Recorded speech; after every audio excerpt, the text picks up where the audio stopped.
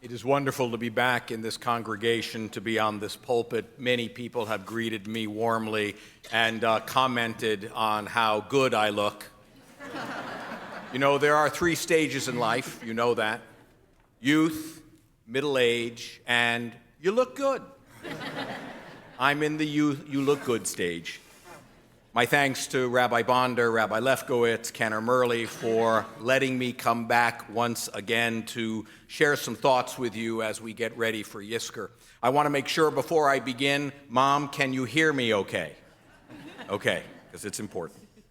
For those of you who did not know, Brian Wilson died this past June. He was the lead in the Beach Boys, which, by the way, was the first concert I ever attended when I was in high school. I can sing most of the Beach Boys tune by heart, and I remember well driving from my home to go to a concert in South Florida, where I lived and where I grew up, which was at the time outdoors. The Beach Boys were not afraid to experiment with new sounds and new rhythms. Now, around the same time as Barbara Ann was coming out, a totally fun song, The Beatles, broke ground by introducing a song that brought everyone to tears. They departed from usually their fun, happy, clappy music and introduced a song about loneliness and death, The Beatles. It was the first time a rock group had ever wrote a song about such a depressing theme. Now, this is an older crowd, so I'm going to guess and see and give you a couple minutes to see if you can figure out what song it was. What song am I talking about? Eleanor Rigby. Listen to the words. Can you imagine if someone doesn't know the words to Eleanor Rigby? Eleanor Rigby picks up the rice in the church where a wedding has been, lives in a dream, waits at the window, wearing the face that she keeps in a jar by the door. Who is it for? All the lonely people, where do they all come from? All the lonely people, where do they all belong? Father Mackenzie writing the words of a sermon that no one will hear, no one comes near. Look at him working, darning his socks in the night when nobody's there. What does he care? All the lonely people, where do they all come from? All the lonely people, where do they all belong? Eleanor Rigby died in a church and was buried along with her name. Nobody came. Father Mackenzie wiping the dirt from his hands as he walks from the grave where no one was saved. All the lonely people, where do they all come from? All the lonely people, where do they all belong? Now, there is an actual gravestone of Eleanor Rigby. It is located in St. Peter's Church Cemetery in Woolton, Liverpool. And this is notably the church where Paul McCartney and John Lennon first met in 1957 at a church fete. The name Eleanor Rigby is on a headstone just a few yards from where that meeting took place. McCartney has consistently said that he did not know of her grave and did not base the song upon her, but he said it's entirely possible that he saw the gravestone and the name lodged subconsciously in his memory. Why do we love this song so much? Why was it so easy to recognize it? Of course, it has a catchy melody, but I love it because we have all walked the path of the lonely person at some point in our lives. We've all felt like Eleanor Rigby sitting by a window waiting for an encounter with her real self stored on a shelf, just hoping to be seen. Ironically, she was the forgotten soul that was made famous by the song. We felt like Father Mackenzie, the archetype of the forgotten amidst the forgotten. He is surrounded by people because of his profession, but is entirely alone, writing sermons that no one will hear, darning his socks at night when no one is there. Loneliness. It is the theme of the song, and it is perfect for the moment of Yizkor, when we remember those whom death has taken from us. Death is the loneliness of experiences. Even if we are surrounded by people at that moment of transition, we go through it alone. Death is a solitary moment. But it is harder for those who survive. I do believe that, because the dead don't suffer. We do. And we who mourn feel lonely. We loved, we laughed, we cared, and now we are alone with only memory. I suspect that's why we come here. We come to remember, to honor, to grieve, and to find solace together in fellow mourners. Like Eleanor Rigby being forgotten, I need to say it, the world has forgotten the hostages in Gaza. Listen to the news. When I do, I get so angry, because they're always focusing on the hunger of the Gazans, the imminent, it always seems, the imminent health crisis. And no one says boo about the hostages. They are the Eleanor Rigbys, the forgotten, and it is, in my mind, insufferable. Can you imagine what it's like, how desperate it is to be a surviving hostage? They're never told of the efforts that Israel is expending to save them. They are living often chained to a wall, 50 feet underground. They must feel completely abandoned and forgotten. Can't help but think of the parents of the hostages. Imagine what it must be like. Think of our own children and think of what would we do if one of our children, God forbid, were there.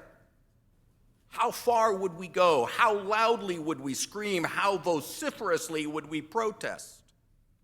Rachel Goldberg-Polnan speaks personally and provocatively about her pain and her struggles and the sense of loss that she felt long before she knew her son Hirsch had been murdered. Hirsch was lonely, as are her parents still now. We must not forget them, even if the world has. Like the song that overshadows Rigby's loneliness and being forgotten, the real suffering of the Gazans have overshadowed the silent tragedy of the suffering hostages. Now, the Beatles were not theologians, but sometimes a song can tell more than any philosophical text. Eleanor Rigby, Father Mackenzie are an archetype of the forgotten. I suspect some may be in this room and feel forgotten. We've seen her in the quiet neighbor, in the older congregant, in the relative we haven't called in so long. We see her in those who are suffering physical infirmity. We see him in those who are working tirelessly and are never appreciated or recognized for their service. We see them in the dead eyes of residents of nursing homes, sitting in the hall waiting for someone to say hello, but we're too quickly passing by, going on to some important task that we have. They're waiting to be recognized. Especially as we age, we are more prone to feel forgotten, invisible, alone. Dear friend of mine with whom I went to high school, in fact, I went to the Beach Boy concert with him, once said to me in a moment of emotional candor that as he has grayed and gotten a little slower, he feels invisible to young people. He used to walk into a room and people would raise their heads in recognition of his arrival. Oh, good to see you. Now no one even cares he's there. He's grayed, he's bald, got a little bit of a paunch. He's Eleanor Rigby. So what do we do with this existential plight? We all feel it no matter at what stage of lives we are. Well, Jewish faith and memory are not passive. They are active, and it demands compassion. The Torah repeats over and over again, Zachor, remember. But Zachor is not nostalgia. It's not sentiment. It's obligation. To remember is to act, to care, to see, to raise our heads and nod. And one of the most powerful mitzvot of all is the one I'd like to teach you. It's called chesed shel emet, true kindness. It's the care we show to another who can never repay us. This includes burying the dead, visiting the sick, comforting the lonely, saying Kaddish for someone even when there's no one else to say it. We live in a world of you scratch my back, I'll scratch yours. Well, chesed shel emet doesn't work that way. You do it because you're a Jew and you're obligated to do it, to recognize someone, to comfort someone, and if necessary, to bury them. There's a story in the Talmud of Rabbi Akiva who encounters a body lying out unburied in the outskirts of his village. No one claimed him. So he just lay there and decomposed in the sun. No one mourned him. No one gave a hoot. So Rabbi Akiva took it upon himself to bury the man, and later that night he had a dream that because of Akiva's kindness, his soul had found peace. Jewish tradition says you don't leave people alone. We honor everyone, and if necessary, we even bury them. We mourn, my friends, with community. We recite names in a Yizkor book, not to measure the past, but to protect the dignity of every living soul. We recite names year after year because we take on a holy obligation to honor, to remember, to comfort. People who take the time to compile a book of names, that's what we have, a book of names, is a people who will never let them become Eleanor Rigby. These yahrzeit books that you hold in your hand are a defiant, holy practice of honoring our dead and remembering their names. We're here not only to remember our parents, our spouses, our siblings, our children, our friends. We're here to affirm something radical and something holy, that every soul matters. No one is forgotten, that memory is sacred. I read a short passage from a 15th century Jewish ethical teaching called Orot HaChayim, the ways of the righteous, and in it I learned something that is so short and so pithy but so profound, I want to share it with you. An anonymous author said, if I had not fallen, I never would have learned how to pick myself up. If I had not sat in the darkness, I never would have appreciated the light. By coming to this service, we allow ourselves to cry, to meditate on our loss, to feel God's presence, and to help lift each other up from our grief. By affirming our loss, we learn how to cope with it. By remembering how we have fallen, we are lifted up, and in the darkest of moments, we can be illuminated with the light of memory and of love. The song ends with a question.